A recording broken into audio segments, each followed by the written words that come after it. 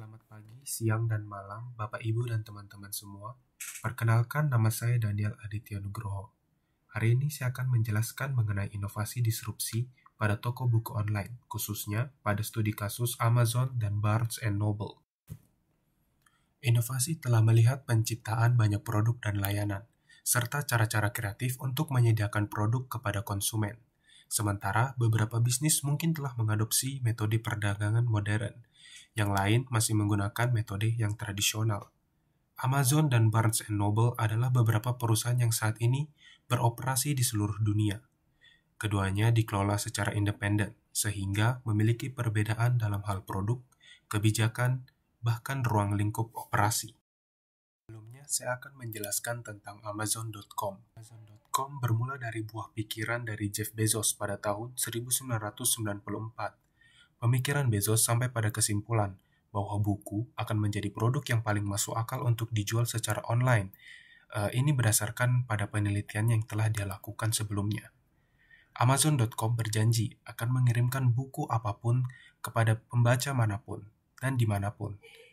Amazon.com terkenal dimulai sebagai penjual buku, tetapi Bezos bersikeras sejak awal bahwa situs web itu lebih dari sekedar tempat untuk membeli dan menjual barang untuk penggunaan pribadi.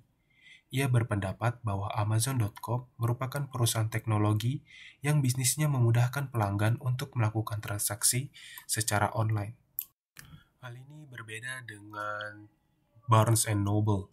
Pada awalnya Barnes & Noble itu merupakan bisnis keluarga yang didirikan pada tahun 1873 oleh Charles Barnes. Charles Barnes pada awalnya itu memasuki bisnis buku bekas di Wheaton, Illinois, dan pindah ke Chicago untuk menjual buku baru dan buku bekas. Perkembangan Barnes & Noble itu mulai pada tahun 1917 ketika anak dari Charles, William Barnes, pindah ke New York. Di New York, ia memperoleh minat toko buku pendidikan Noble & Noble dan bermitra dengan G. Clifford Noble. Toko buku itu setelah berganti nama menjadi Barnes & Noble. Meskipun Noble mengundurkan diri dari bisnis pada tahun 1929, nama Barnes & Noble itu tetap melekat hingga sampai sekarang. Bisnis penjualan buku dari Barnes & Noble semakin hari semakin bertambah pesat, bertumbuh, karena dia menjadi supplier bagi sekolah dan perpustakaan. Seiring perkembangan waktu, Barnes & Noble berhasil mempunyai 680 toko retail yang tersebar di 50 negara bagian.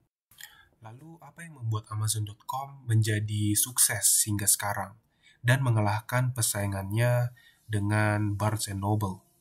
Nah, pada tahun 1900-an akhir, itu adalah masa jaya bisnis berbasis dengan website, atau masa itu biasa disebut dengan bubble.com, di mana perusahaan lahir untuk memasuki pasar digital. Nah, salah satu perusahaan yang berhasil memasuki lingkup tersebut itu adalah Amazon.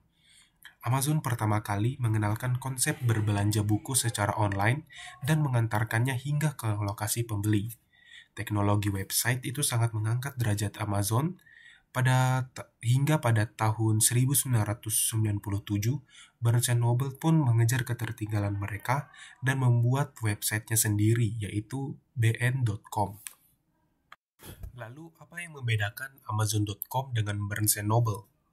Nah, yang pertama, harga, pilihan pengiriman, jumlah judul buku internasional, dan beberapa fitur lain seperti program loyalitas, semuanya itu berbeda antara Amazon dan Barnes & Noble. Yang pertama, Amazon biasanya memiliki harga yang lebih rendah daripada retailer lainnya, yang mungkin disebabkan oleh skala ekonomi dan kehadiran Amazon yang lebih dikenal di pasar internasional. Yang kedua, Amazon menyediakan lebih banyak variasi judul internasional dan jumlah buku yang mungkin memiliki alasan yang sama seperti yang disebutkan di atas. Dan yang ketiga, situs web Amazon itu dianggap lebih ramah pengguna dan judul mungkin lebih mudah ditemukan, meskipun ini adalah alasan yang subjektif. Mungkin sulit untuk memutuskan toko buku mana yang lebih baik. Untuk pelanggan rata-rata mengingat perbedaan antara Amazon dan Barnes & Noble. Namun, Amazon tampaknya masih memiliki keunggulan penggerak yang pertama, karena harga yang lebih rendah, pilihan judul yang lebih banyak. Selain itu, Amazon mungkin dapat memperkuat posisi mereka dalam skala global dengan mendiversifikasikan penawaran produk mereka dan memasuki pasar yang baru. Karena kepraktisan yang tinggi, rata-rata pengguna toko buku online mungkin lebih cenderung menggunakan Amazon daripada Barnes Noble. Dan di sisi lain, Barnes Noble itu sebagian besar menargetkan mereka di pasar internalnya. Dengan sekitar 75% pelanggan dari Barnes Noble itu berasal dari domestik. Nah, dari kedua perusahaan tersebut, kita akhirnya tahu kenapa Amazon bisa menang melawan persaingan dari Barnes Noble. Dengan kepraktisan website dan diversifikasi penawaran produk yang sangat beragam, Amazon berhasil menggait pasar internasional dengan mudah. Dan dengan tujuan awal dari Amazon tersebut itu untuk mempermudah dan lebih dekat dengan calon konsumen kita. Kehadiran Amazon ini menyediakan sense of comfort dengan mempermudah banyak konsumen dari seluruh mancanegara untuk melakukan transaksi dengan mudah dan aman. Nah, jadi teknologi yang mendisrupsi atau inovasi yang mendisrupsi adalah inovasi yang membantu dan menciptakan pasar dan jaringan nilai yang baru. Inovasi tersebut telah melihat penciptaan banyak produk dan layanan serta cara-cara kreatif untuk menyediakan produk kepada konsumen. Amazon sangat terbuka dengan keadaan dan perkembangan teknologi yang eksis pada saat itu, dan tidak segan untuk mengambil kesempatan itu untuk bertumbuh.